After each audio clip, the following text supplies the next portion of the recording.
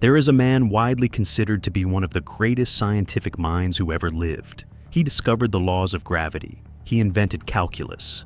He explained the motion of planets with such precision that his calculations are still used today.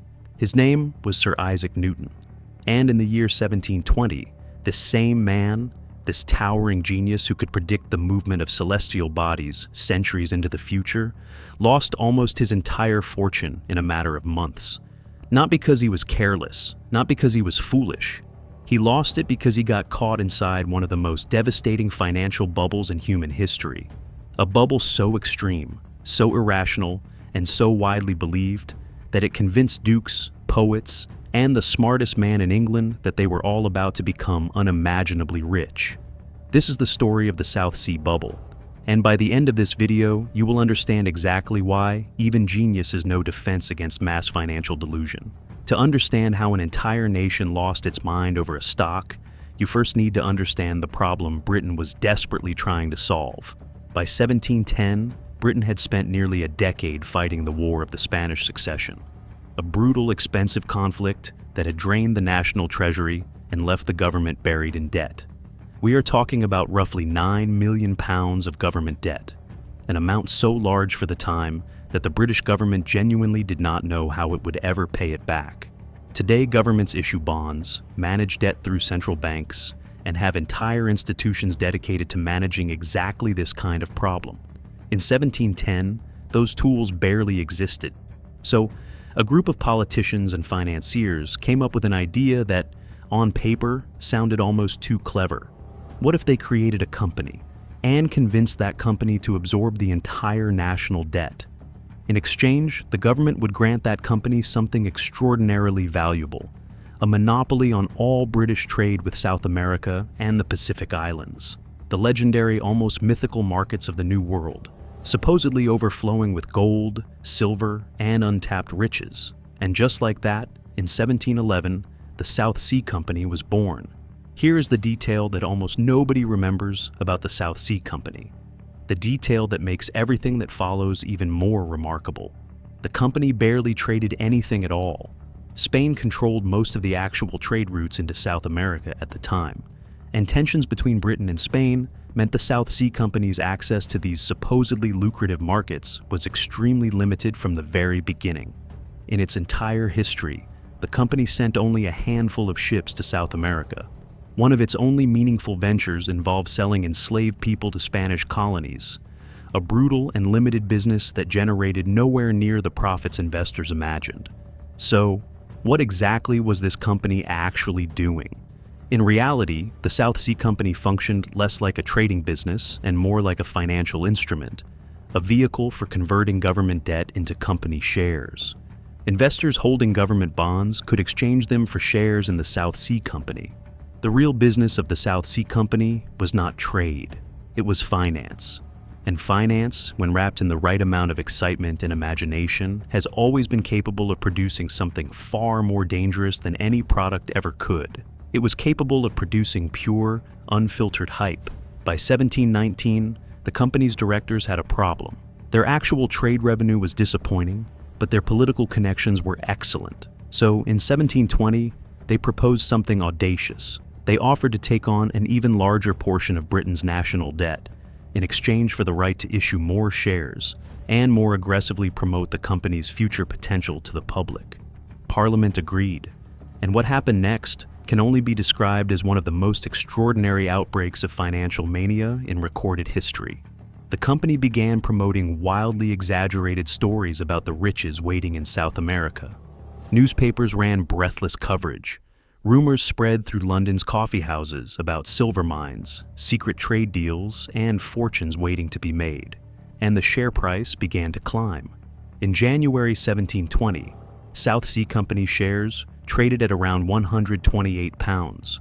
By May, they had reached £500. By August, at the absolute peak of the mania, shares were trading above £1,000, an increase of nearly 700% in under 8 months. For a company that was barely trading anything at all. And here is where the story stops being about one company entirely. Because South Sea shares becoming the hottest investment in England triggered something even larger. a nationwide gold rush of speculation. Dozens of copycat companies launched almost overnight, promising investors fortunes from increasingly absurd business ideas. One company famously raised money for, in its own prospectus, quote, "a company for carrying on an undertaking of great advantage, but nobody to know what it is." People invested anyway. That is not an exaggeration. That company actually raised money, from a description that admitted in writing that it would not explain what the business even did. This was the emotional and financial climate that Isaac Newton walked into. By 1720, Isaac Newton was 77 years old. He was not some naive outsider stumbling into the markets for the first time. He was the master of the Royal Mint, one of the most respected scientific minds in European history, and a man who had spent decades thinking rigorously and mathematically about nearly everything he encountered. And in the spring of 1720, Newton bought South Sea Company stock. As the share price climbed through the spring, Newton's investment grew substantially, and at some point, historians still debate exactly when. Newton appears to have done something remarkably disciplined. He sold. Some accounts suggest he doubled his original investment, walking away with a profit before the worst of the chaos began. If the story had ended there, Isaac Newton would be remembered as one of the few people clever enough to escape the South Sea bubble with his fortune intact. But the story does not end there, because Newton watched the share price continue climbing after he sold. He watched friends, colleagues, and members of the aristocracy continue making extraordinary paper profits. And by some historical accounts, the man who had calculated the mechanics of the entire solar system could not resist getting back in. He reportedly bought back into South Sea Company stock, this time near the very top of the market. And that decision would cost him dearly. By late summer 1720, cracks were forming. The fundamental problem with the South Sea Company had never gone away. It still was not generating anywhere near the trade profits its share price implied. Parliament, increasingly alarmed by the speculative frenzy spreading through the wider economy, passed the Bubble Act in June 1720. Legislation specifically designed to restrict the proliferation of unauthorized joint stock companies. Ironically, this law, partly intended to protect the South Sea Company's dominance by crushing its copycat competitors, helped trigger the very panic that would destroy it. As smaller speculative companies collapsed, investors grew nervous about speculative stocks in general, and that nervousness began spreading toward the South Sea Company itself. In September 1720, the price began to fall, not gradually, not gently. It collapsed. From a peak above £1,000, the share price crashed below £200 within weeks. Fortunes that had existed only on paper vanished in a matter of days. Members of the British aristocracy who had borrowed heavily to buy shares were ruined. Banks that had extended credit against South Sea stock as collateral faced catastrophic losses. Public outrage exploded. Parliament launched an investigation that revealed widespread bribery among company directors and government officials, several of whom were prosecuted. And Isaac Newton, the man who had once escaped with a profit, was caught in the wreckage of his second fatal decision to buy back in. Historical estimates suggest Newton lost approximately £20,000. To put that into perspective using modern equivalents, that figure has been estimated at somewhere between $3 and $4 million in today's money. He never spoke publicly about the loss in detail, but one line, attributed to Newton afterward, has survived for 3 centuries, and it remains one of the most quoted lines in financial history. He reportedly said, "I can calculate the motion of heavenly bodies, but not the madness of people." Here is why this story still matters 300 years later, and why financial historians keep returning to it again and again.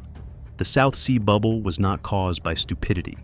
It was not a story of foolish, uneducated people throwing away money they did not understand. Dukes invested. Members of Parliament invested. Some of the sharpest financial minds in England invested. Isaac Newton, quite possibly the single greatest scientific intellect of his era, invested not once, but twice. What the South Sea bubble actually reveals is something far more uncomfortable: that intelligence and rational thinking are not reliable protection against mass financial mania. When enough people around you appear to be getting rich simultaneously, when prices keep climbing in a way that defies the underlying fundamentals, The psychological pressure to participate becomes almost impossible to resist, regardless of how analytically capable you are. Newton understood gravity perfectly. He did not understand, in that moment, the gravitational pull of watching everyone around him appear to win. And if you look closely at financial history since 1720, you will see the same psychological pattern repeating itself again and again. The railway mania of the 1840s, the dot-com bubble of the late 1990s, the housing bubble that triggered the 2008 financial crisis, the cryptocurrency speculation of the 2020s, different assets, different centuries, different technologies, the exact same underlying human behavior. Prices rising because prices are rising. Belief replacing analysis. Fear of missing out overriding caution. And eventually, the same ending. A collapse that seems inevitable in hindsight, but felt completely unthinkable while everyone was still making money. Isaac Newton eventually recovered financially. He remained master of the Royal Mint until his death in 1727, and his scientific legacy was never diminished by what happened in 1720. But the story of his financial loss has survived for a very specific reason. It is not really a story about one bad investment. It is a warning, passed down for 3 centuries, about exactly how easily the human mind can convince itself that this time, the rules of risk and reward simply do not apply, even when that mind belongs to the man who discovered gravity. If you made it to the end of this video, drop a falling apple emoji in the comments. That's how I'll know who actually stayed until the end. And if you enjoy deep dives into the moments where history and finance collide, subscribe and turn on the notification bell. There is a lot more of this coming. I will see you on the next one.